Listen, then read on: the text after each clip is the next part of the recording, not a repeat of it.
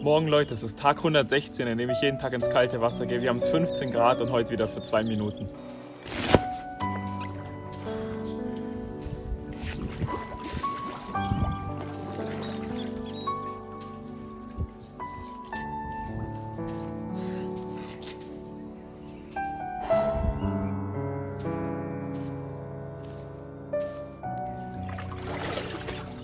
Heute wird ein toller Tag, bis morgen Leute.